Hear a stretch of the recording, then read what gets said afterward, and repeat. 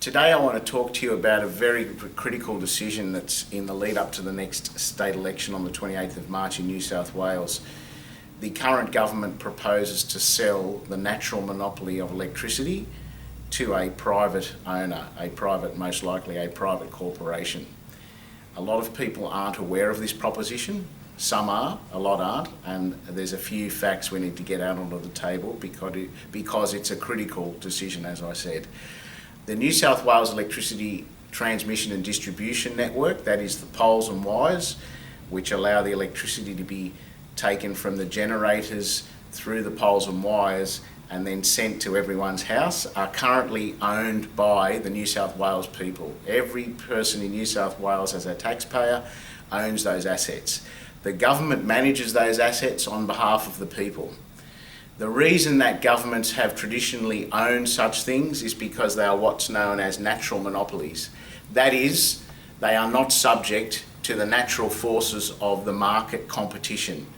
It is not possible for an entrant or multiplicity of entrants to come into the market and compete in an industry like that on price, because the physical barriers of someone being able to put up an extra set of mains and apparatus down every suburban road is not economically or practically feasible. Unlike, for example, the market for haircuts or fruit and vegetables or cappuccinos, where there's a lot of suppliers onto the market, you have ease of exit and entry, and as a result, prices come down as a result of competition. This market is a classic natural monopoly where that price competition is not possible. This is a very crucial point, because if it's sold to a private corporation, what you will then have is a natural monopoly in private hands. A natural monopoly in public hands is accountable to the public through its government. So, for example, if your electricity prices rise or you start getting too many blackouts, you can complain via your government, who owns those assets on your behalf. If they're sold to a private corporation, the accountability will be to a minority of shareholders who are only interested in one thing: an ever-increasing share price. We all know this from our history intuitively, with things like private health insurance, Macquarie Bank buying Sydney Airport. Wherever the private sector takes over monopoly assets, they are accountable to their shareholders, and the way they increase that share price is, number one, to increase prices. Number two, reduce their costs. Their costs are largely composed of labour and capital, so they get rid of as much staff as possible and they don't reinvest in the network. Consequently, what you have is a monopoly asset which used to be owned by the public, which was safe, reliable and relatively cheap, transferred into private hands, whereby the service levels go down, the reliability goes down because they're not investing in the network for capital replacement, they've got rid of most of their staff, and prices go up because they've increased prices by using their monopoly power, to the detriment of the vast majority of those New South Wales taxpayers who used to own it, to the benefit of a minority of shareholders. So that is the fundamental reason why governments should not sell natural monopolies. They are the public's asset for the public's control and to be accountable to the public.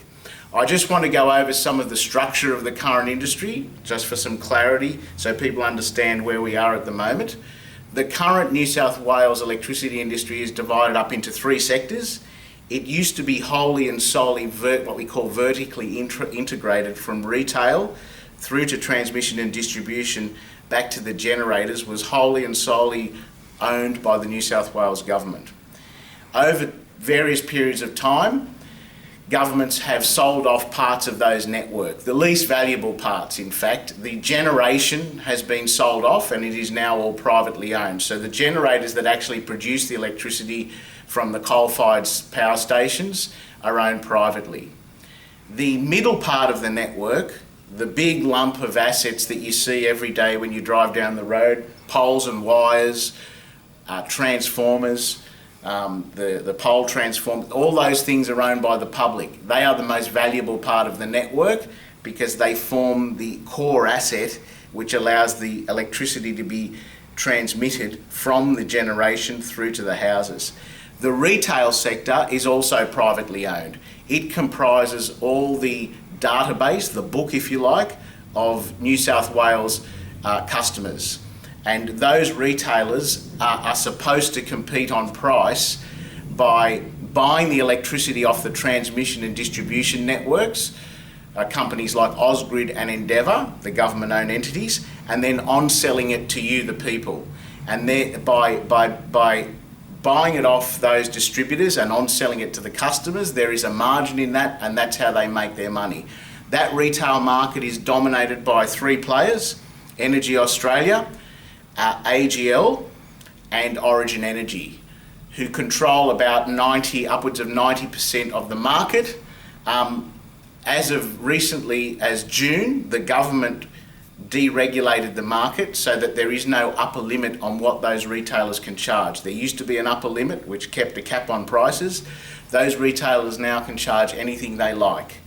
So with market share of those three, what happens is that we have already lost a degree of price control, but the public still have a significant degree of control over the most important part of the network. That is those assets I mentioned, the transmission and distribution assets, which by virtue of staying in public hands can be controlled by the government so that the amount of investment and expenditure is kept to a point where it both satisfies a reliable supply but also keeps prices down. So if the assets, those distribution assets, are now sold, the most valuable piece, to a private corporation, the obvious attraction for a private corporation is to appropriate all three tiers of the electricity market into their hands. So if you had a private corporation from, say, China or America or the UK come in and buy our transmission and distribution network, they could then feasibly buy one of the retail books and then feasibly buy one of the generators. And over a period of time, you would then end up with what we call a vertically integrated market, that natural monopoly I was talking about, now fully appropriated from the public's hands to the private's hands, to the private industry's hands. And there can only be one motivation for that: to maximise their market share, to shut out all possible competition and increase the return to their shareholders by, as I say, reducing investment in infrastructure, in capital replacement and maintenance, getting rid of staff and putting prices up. This is probably one of the worst ideas, the worst policies that's ever been put to the New South Wales people. It was put to previous governments, both Labor and Liberal. It was comprehensively rejected every time, both at the ballot box and within political parties, particularly the Labor Party. And it was also put in other states. Queensland have just had an election whereby they have voted emphatically against privatising their electricity network for the same reason. So it's not a great idea.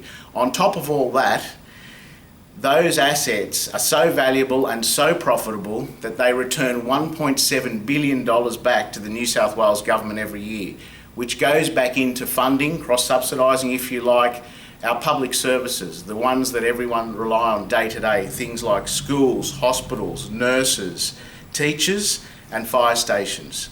So what we're doing, the proposal is the government wants to sell a valuable monopoly income producing asset, which is an essential service that returns all that money back to the taxpayer every year, and give it to the private sector for what? To buy a West Connex road, to provide a cross-harbour tunnel, which are not income-producing assets. These are dead assets. They are going to take a lot of maintenance and upkeep. They're not giving you the income. If governments were serious about infrastructure, they wouldn't take the lazy approach and privatise and sell off everything, because where does that logic lead you? After 5 years and 10 years, when you're stuck in a traffic jam on the West Connex or the cross-harbour tunnel, we'll be thinking to ourselves, why did we sell off that valuable income producing asset to have this asset which has now left us in pretty much the same problem we had 10 years ago? The answer for infrastructure spending is to use your assets, your income generating assets, to either borrow against or apportion some of those dividends, those $1.7 billion dividends, into a longer term infrastructure program so that you can afford these things, public transport, good infrastructure, without having to sell your assets. that's the way to go. This is a crucial, crucial decision in the current state election. The more people that know about it, the more important it is, because as people get to know what's really being proposed about these assets, the more people support public ownership. Thanks.